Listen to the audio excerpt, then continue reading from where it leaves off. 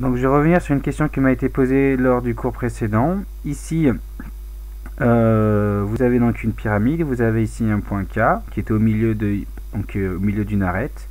Et donc sur la même phase, sur l'autre arête, vous avez M qui est aux 3/4. Et lorsqu'on traçait donc la droite KM ici et la droite AH, donc là c'est AH, bon c'est comme ça.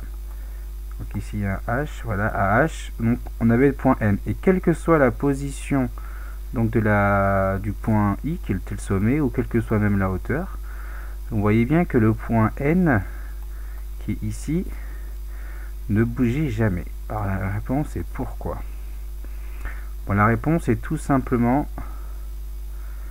elle se trouve, donc finalement le problème c'est pas un problème de l'espace, c'est un problème de la géométrie plane, puisqu'en fait tout est basé dans ce triangle là, IHA, et avec K et M et le point M. Donc si je reprends une autre figure, voilà, qui est celle-ci, si je bouge, donc D est au milieu, F est aux 3/4, si je bouge, évidemment je vais faire apparaître ça, si je bouge ça, on voit que le point G ne bouge pas, okay, quelle que soit la position du point C.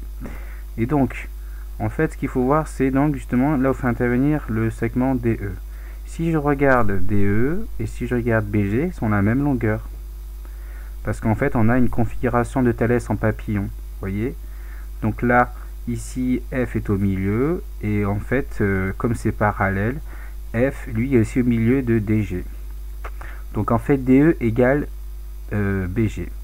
Mais quand je bouge C, DE ne bouge pas. Ben, pourquoi? Tout simplement, quelle que soit la position, comme D et E sont au milieu, donc par le théorème de Thalès, donc on a que DE vaut toujours la moitié de AB. Donc si AB est fixé, DE est fixé, et si DE est fixé, BG est fixé.